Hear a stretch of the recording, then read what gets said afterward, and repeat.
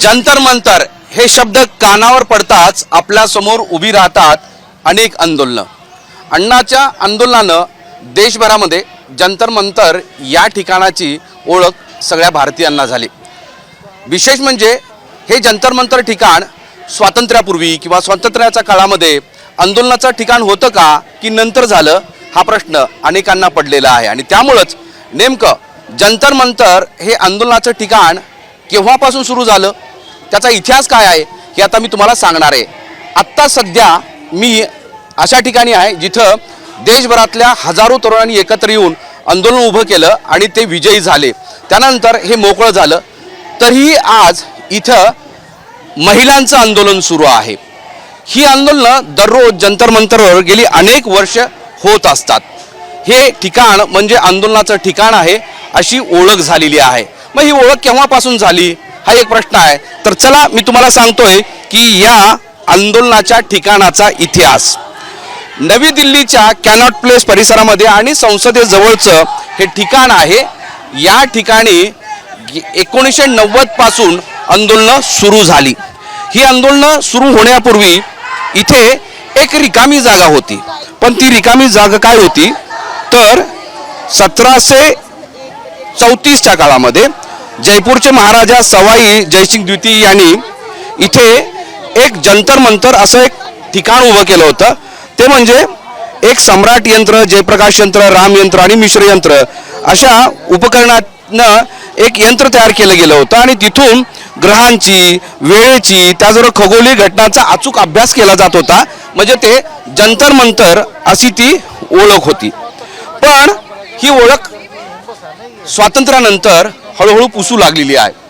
या परिसरामध्ये नवी दिल्लीची स्थापना झाली. नवी दिल्लीनंतर इथे वेगवेगळे सरकारी कार्यालय इथं आले, वेगवेगळ्या पक्षाची कार्यालय इथं आले.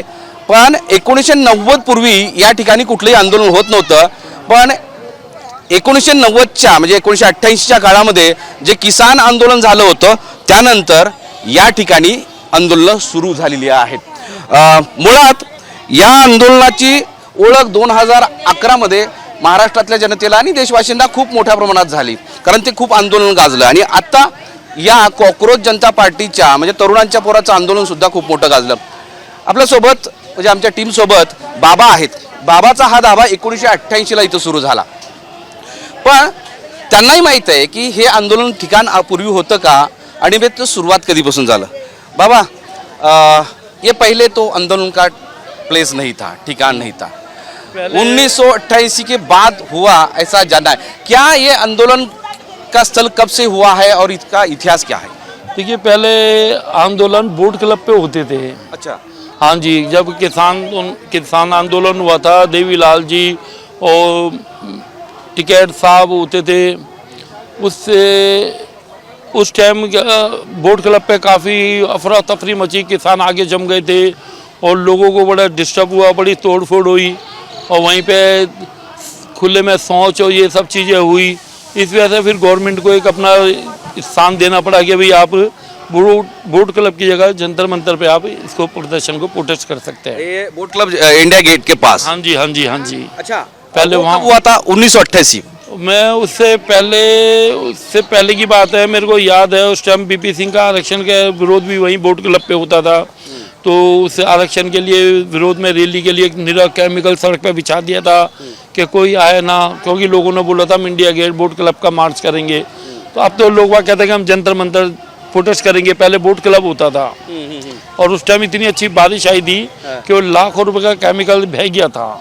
क्या मुझे अच्छा, आप 1988 यहाँ से है. पहला आंदोलन तुमको याद आता है कौन सा हुआ था? आंदोलन तो बहुत हुए, लेकिन गिने चुने ही आंदोलन छाप छोड़ पाते हैं जो दिमाग में रह पाते हैं. ठीक है जी. जैसे अन्ना का आंदोलन, ये कॉकरोच, और भी कांग्रेस के कई हुए आंदोलन. जैसे उत्तराखंड बनने के लिए हरीश रावत जी काफ़ी टाइम उन्होंने प्रोटेस्ट करा, अलग उत्तरांचल राज्य बनाने के लिए. ये इतिहास है. अभी ये थोड़ा जंतर मंतर का एरिया दिखाता हूँ. यहाँ प्रोटेस्ट करते हुए लोग बैठते हैं. अभी भी 2 प्रोटेस्ट चल रहे हैं. बाबा जी, यहाँ जंतर मंतर जब नाम गिरा जो 1734 या 31 ये समय में जहाँ एक यंत्र था, वो एग्जैक्ट है कहाँ? ये बैरिकेड जो लग रहे हैं ना, दिख रहे हैं आपको, इससे पार करने के बाद ये जंतर मंतर बना हुआ है। वो जंतर मंतर राजा जयसिंह ने बनवाया था। ठीक है जी। और ये बंगला साहब गुरुद्वारा भी राजा जयसिंह का बंगला हुआ करता था, जिसका नाम बंगला साहब गुरुद्वारा बना हुआ है। जिस टाइम ये बीमारी फैली थी तो वहाँ पे एक ऐसा जल है जो आप किसी भी बीमार आदमी को पिलाएंगे तो बीमारी ठीक हो जाती है। ये वरदान है बंगला साहब गुरुद्वारे में। लोग वहाँ उस जल को, अमृत को लेके जाते हैं। ठीक है जी। तो इसी तरीके से जंतर मंतर है, और ये राजा जयसिंह जी ने बनवाया हुआ था। जंतर मंतर का कोई अभी वो यंत्र है वहाँ? वो है, देखने के लिए दुनिया जाती है पोर्टेड, लेकिन उसको आपको गाइड से समझना पड़ेगा। पहले तो घड़ी होती नहीं थी, मौसम का पता नहीं लगता था, कब गर्मी आएगी, कब बरसात आएगी, कब सर्दी होगी। तो वो सब परछाई पड़ने के ऊपर पता लग जाता था। 3 बज गए सुबह के, ये हो गया 4 बज गए, अब शाम के 4 बज रहे हैं। अब इस यहाँ पे ये छाया आ जाएगी, यहाँ धूप आ जाएगी, तो अब सर्दी का मौसम शुरू हो जाएगा, अब बसंत आ जाएगी, अब ये गर्मी आ जाएगी।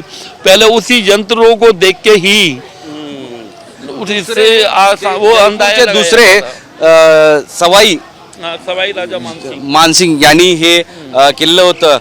बाबाजी आपल्याला सांगतायत। आणि आत्ता या ठिकाणी बॅरिगेड्स लावलेले असतात, दिवसभर पोलिसांचा मोठा बंदोबस्त असतो आणि या जंतर मंतरवरची आंदोलनं ही दररोज इथे वाढताना दिसत आहेत। विशेष म्हणजे या ठिकाणी अण्णा हजारे यांचं आंदोलन झालं, काही महिन्यापूर्वी खेळाडूंचं इथं आंदोलन झालं, आत्ता याच ठिकाणी कॉकरोच म्हणजे देशभरातल्या तरुणाईचं आंदोलन झालं। आणि त्यामुळं जंतर मंतर हे ठिकाण आंदोलन स्थळ आहे का असा अनेकांना प्रश्न पडला होता, आणि त्याचं हे उत्तर आहे।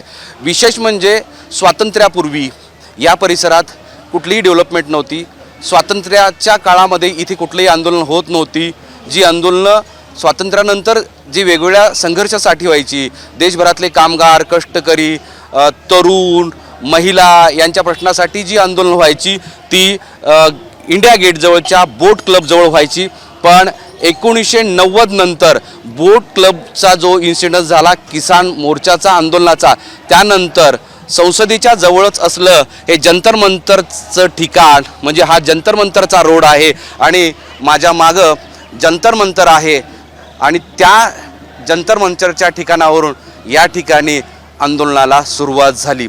अण्णा हजारे यांचं आंदोलन देशभरात गाजलं, त्यानंतर आत्ताचं हे आंदोलन देशभर गाजलं, तर जंतर मंतर हे ठिकाण आता देशवासियांच्या मनामध्ये एक आंदोलन स्थळ म्हणून दिसत आहे।